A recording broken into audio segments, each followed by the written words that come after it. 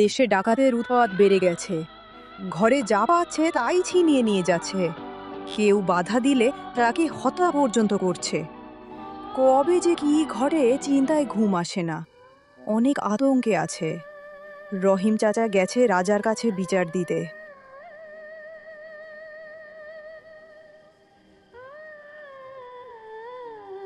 রাজ্যের গরিব কৃষক শ্রমিকরা তোদের কি অবস্থায় আছে? আমি তাদের গাজনা মওকুফ করে দিয়েছিলাম। রাজা মশায়া, আমাদের উপর দয়া করুন। আমাদের এলাকায় প্রতি রাতে ডাকাত প্রবেশ করে। তারা মানুষের ঘরবাড়ি ভাঙচুর, লুটপাট করে। এই লোকটি মিথ্যা কথা বলছে। রাজামশাই এ গ্রামে গ্রামে চুরি করে। একটি খারাপ লোক কয়দিন আগে গ্রাম থেকে তাকে বের করে দিয়েছে। সে আবোল তাবোল বলছে। মন্ত্রী মশাই, এগুলো কি শুনি? এই গরিব কৃষক উপরে আমাদের রাজ্য বেঁচে আছে। তারা বাঁচলে আমরা বাঁচব। মন্ত্রী মশাই, এগুলা কি সত্যি? তুমি তাদের কাছে গিয়ে বিচার দিলে, ডাকাত জানতে পারলে কি হবে? আমি ডাকাত, ভয় পাই না। সবাইকে একদিন মরতে হবে। মানুষের জন্য মরলে ভালো হতো। আর বেঁচে থেকে লাভ কি এই গ্রামে? তোমার বেঁচে থেকে কি লাভ বলো এই গ্রামে? গ্রামটা খারাপ, তুই মরে যা। আমার স্বামীকে ক্ষমা করে, আমাদের ভুল হয়েছে। আর কোনো সময় এই কাজ করব না।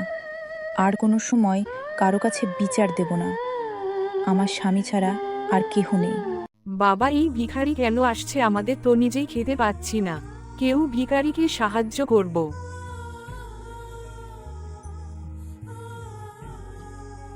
দেশে যেভাবে ডাকাতের আনাগোনা বেড়ে গেছে, কালকে আমাদের বাড়িতে ডাকতি হলো, কার কাছে যায়? রহিম চাচা রাজার কাছে বিচার দেওয়ার কারণে ডাকাত দল তাকে তার স্ত্রীকে হত্যা করে ফেলেছে। মা, রাজাই কি করছে এগুলো? রাজা না করলে কে করবে? আর কি কেউ এত সাহস আছে তিনি ছাড়া আর কে করবে? রাজা কি এগুলো শুনতে পাচ্ছে না? রাজা করলে তাদের দলের লোক করে।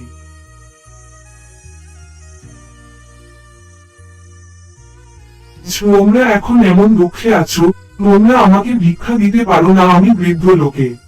কি করা যায়? এর পিছনে কে আছে তোমরা জানোনি। রাজা লোক এসে খাজনা নেওয়ার জন্য রাজা নাকি বলছে 7 দিনের মধ্যে খাজনা পরিশোধ করতে হবে।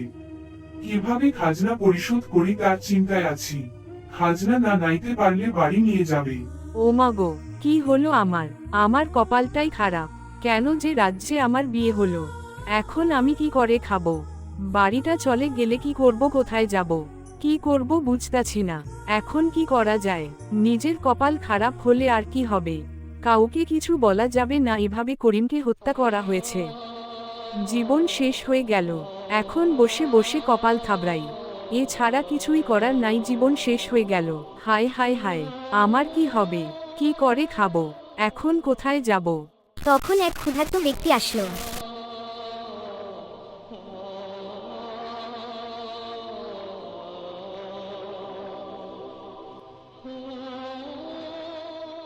আমাকে কিছু ভিক্ষা দিন। আমি অনেকদিন ধরে কিছুই খাইনি। শুনছি এদেশে নাকি কোনো অভাব নেই। রাজা মশাই নাকি অনেক ভালো লোক। ভিক্ষুক লোকটি আরো বলল, তোমরা আমাকে দিলেই তোমাদের কোনো কমবে না। আমি তোমাদেরকে অভাবী ও দুরস্থ দেখছি। তোমরা তো অভাবী ছিলেন না? ভাই, আমাদের ছিল অনেক সুখের সংসার। রাজামশাই ছিল অনেক ভালো লোক। কিন্তু হঠাৎ রাজা কেন জানি অন্যরকম হয়ে গেছে। রাজা মশাই লোক পাঠাচ্ছে খাজনা নেওয়ার জন্য। কিছুক্ষণের মধ্যে তারা এসে খাজনা নিবে। খাজনা অনেক টাকা, এত টাকা কোথা থেকে দেব? তাই বাড়ি দিয়ে চলে যাব। তারা চলে আসে বলে, কিরে, খাজনার টাকা মিল হয়েছে নি? রাজা মশাই বলছে আজকের মধ্যে খাজনা দিতে। মেজাজ খারাপ করিস না, দ্রুত কাজ না দিয়ে দে। বয়স্ক লোকটি তাদের সাথে কথা বললেন। ভাই, তোমাদের রাজা মশাইয়ের নাম কি? এদিকে তার হুকুম। তোমাদেরকে কে পাঠিয়েছে?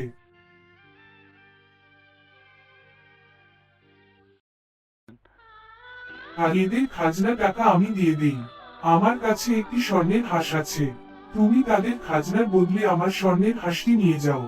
এটি বিক্রি করে অনেক টাকা অর্জন করতে পারবে।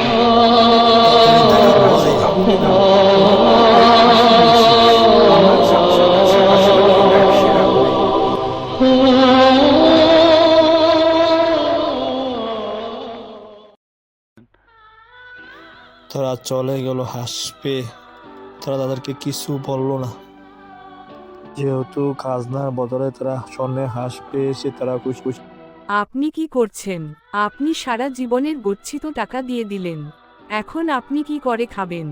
আমার জন্য আপনি অনেক কষ্ট পেতে হলো। আমাকে তোমরা চিনতে পারো না। আমি রাজা, আমি ছদ্মক এসে গেছি। আমি এদেরকে ধরার জন্য এসেছি। হাসির ভিতরে মোবাইল ফিট করে রেখেছি। আচ্ছা, যেখানে যাবে কিনা আমি দেখতে পাবো, তা বুঝতে পারবেন। তোমরা সবাই আমাকে ক্ষমা করে দাও।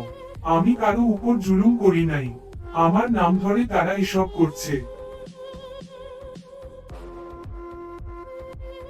এত দেরি কেন? আমি তো ভয় পেয়ে গেছি। তোরা তো আমার নাম বলস নাই। কোন সময় আমার নাম বলবি না? ধরা খেলো, আমি তোমাদেরকে নিয়ে আসবো, ভয় করবি না। তখনই মহারাজ বলে উঠে,